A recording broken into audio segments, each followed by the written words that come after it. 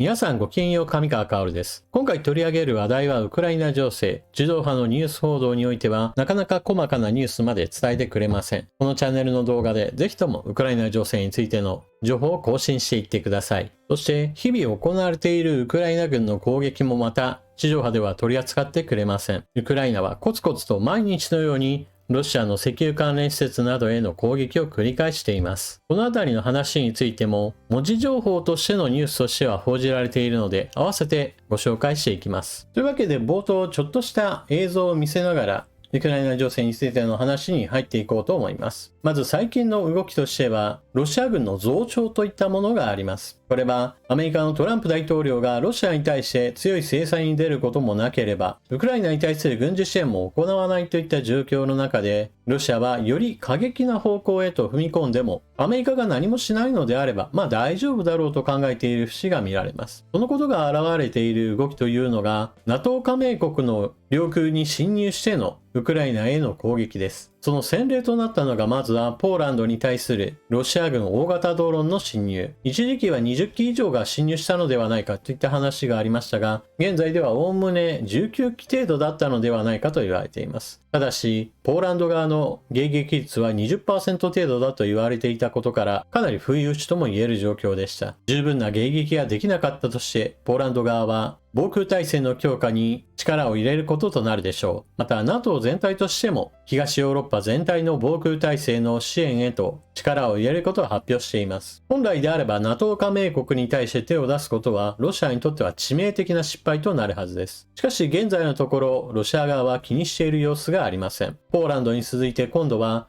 ウクライナの南、ルーマニアの領空をロシア軍の大型ドローンが飛行していることが分かりました。これに対してルーマニアはロシア軍の大型ドローンが住民たちの地域からは離れていたこともあり、戦闘機は発進させたが迎撃することはなかったとしています。なぜロシアがこのようにして NATO 加盟国上空を利用しようとしているかといえば、それはウクライナにとって手が出せない場所だからです。例えば、ポーランド上空を通過する件について言えば、今回の事件ではウクライナ領空を通り過ぎてポーランドへと入っていきました。しかし、この件で十分に迎撃できなかったというのを一つの前例として考えれば、今度はベラルーシからポーランド、そしてウクライナ西部へ攻撃するといったルートが開拓されることとなります。この場合だと、ウクライナとしてはポーランド上空を通ってきてやってきたものだから、これを迎撃するのは困難になってしまいます。そして、これに加えて、ルーマニア領空を通ってウクライナ南部へと攻撃してくるロシア軍の大型ドローン、これについてもやはり対応は難しくなります。このようにロシアが NATO 加盟国の領空を軍事利用しようかなという動きを見せているのは、なんといってもトランプ大統領によるロシア寄りの姿勢が問題として考えられます。ロシアに対して厳しい制裁を科さない、ウクライナに対して軍事支援を行わない。この2つの姿勢をもってして、プーチン大統領は今が NATO を足減しつつウクライナへ攻撃できるチャンスだと考えている危険性すらあります。トランプ大統領に対する読みはそれでも間違っていないかもしれません。ただ、プーチン大統領のこのようなトランプ大統領を舐め切った態度といったものがどこまで通用するかはわかりません。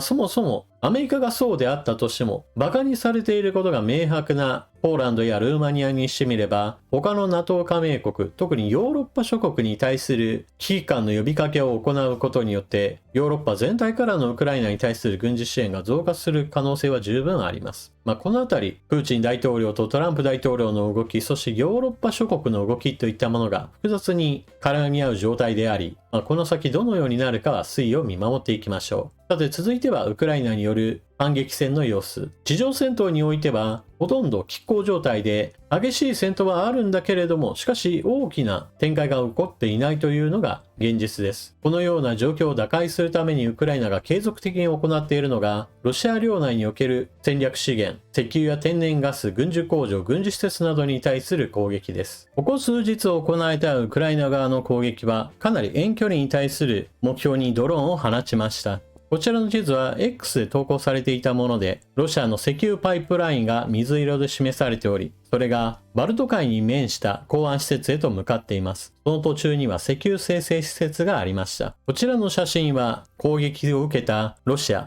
レニングラード最大の石油工場が炎上している様子です。ウクライナの特殊作戦部隊がレニングラード州にあるロシア最大の石油処理施設の一つ、キリシ石油精製所を攻撃した。こちらがその攻撃時の映像。ただ、施設そのものが非常に広いということもあり、今回の攻撃をもって施設に対する大きな打撃にはなっていなかったようです。ただし、こうしたことはウクライナ側も承知のことであり、関連施設に対する攻撃は継続的に行い、それによって生じる損失の発生と修理をするための費用や時間、そして今後の攻撃に備えるためのロシア側のありとあらゆる負担の増加といったものが攻撃理由でしょう。今回攻撃したウクライナの参謀本部は、標的となった石油加工施設の重要性について次のようにコメントしています。キリシ製油所はロシア連邦最大級の製油所の一つです。自動車用ガソリン、ディーゼル、航空燃料など約80種類の石油製品を生産し、ロシア軍のニーズに応えています。キリシ製油所は年間2000万トンの生産量を有し、ロシアでもトップ5に入る大規模施設です。そして石油の輸出という面においては、バルト海に面した港湾施設に対する攻撃も行っています。こちらが攻撃を受ける前の状態。住民が撮影している映像からは、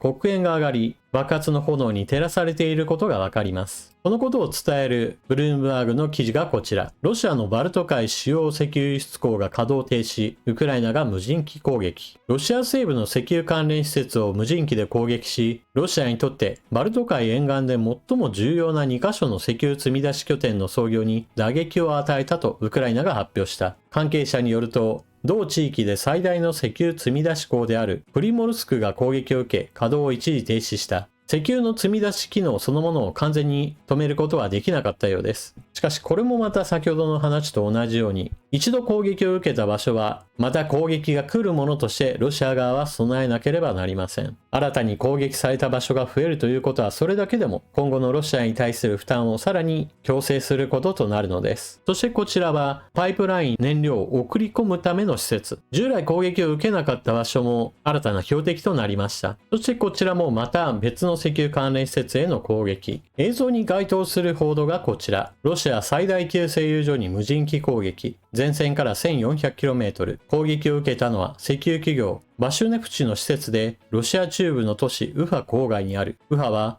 前線から約 1400km 離れている。連日のようにお伝えしているこのようなウクライナによる石油関連や天然ガス関連施設への攻撃。石油関連で言えば、生成能力の全体 42% の施設に対する攻撃が実施され、成功したと言われています。供給量の変化について言えば、全体の 20% 前後が停滞していると言われています。これはまだまだ致命的と言えるような損傷ではないでしょう。ただし、確実にその成果が上がっていることから、継続してこの状況をさらに悪化へと追い込んでいくことが、ウクライナのこれからの目標です。この状況を見て、ロシア側としては損傷はまだまだ少ないと言い張ることもできますし、逆にウクライナ側から見れば、守りの手薄な施設は非常に多くあり、それらに対して攻撃を繰り返すことによって被害は拡大できると見積もることもできます。何にしても、供給能力そのものが衰えていくことは、ロシア軍の活動やロシア経済に対する打撃が確実に広がっていくことであり、そのこと自体を否定することは誰にもできないでしょう。ところでトランプ大統領、ここ最近何を言っているかちょっと見ておきます。トランプ氏、NATO 全加盟国にロシア産石油の停止要求、対ロシア制裁発動、先延ばし正当化か。トランプ大統領は、ウクライナ侵略を続けるロシアへの大規模制裁発動の条件として、NATO の全加盟国にロシアからの石油購入を停止するよう要求した。また、ロシア産石油の主要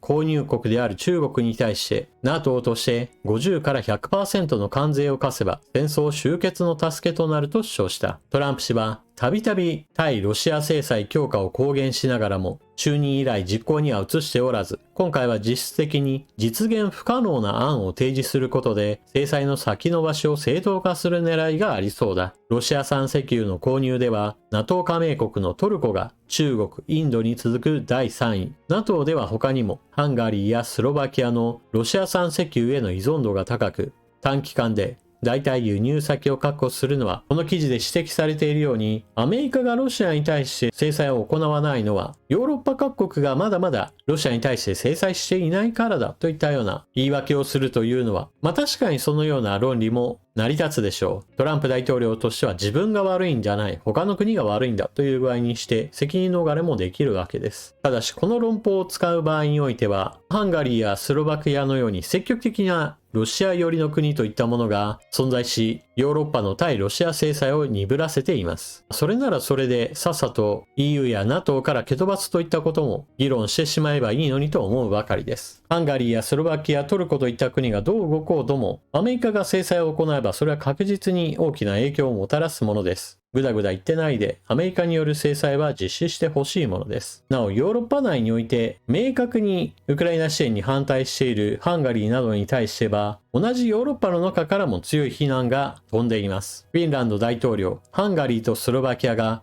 ロシア軍支援と名指し批判。フィンランドのストゥブ大統領は、ハンガリーとスロバキアがロシア産の石油とガスを購入することによってロシア軍に資金を提供していると非難した。 EU 加盟国である両国に対するこれまでで最も厳しい非難の一つとなった。ここではトルコの名前は挙がっていませんが、ウクライナに対する軍事支援ではトルコは別に反対はしていません。そうした意味ではウクライナに対する支援にも反対するし、ロシア寄りの発言もするし、欧州議会で常に親ロシア寄りの行動を続けているといった意味で、特にハンガリーに対しては不満を募らせている国は多そうです。ちなみにトランプ大統領、ヨーロッパ各国だけではなく日本に対しても独自の制裁を行ってほしいと要請を行っています。トランプ政権 G7 各国にインドや中国への関税引き上げを要請。G7 主要国の財務省中央銀行総裁会議が開かれ、アメリカのベッセント財務長官は日本など各国に対してロシアから原油を購入している国々への関税を引き上げるよう要請しました。アメリカのトランプ政権はインドからの輸入品に課している追加関税を 50% に引き上げました。これを念頭に他の国々も同様にして制裁を行うよう求めているわけです。ただし中国に対しては現在交渉中であるとしてアメリカは強い関税を中国に対しては行っていません。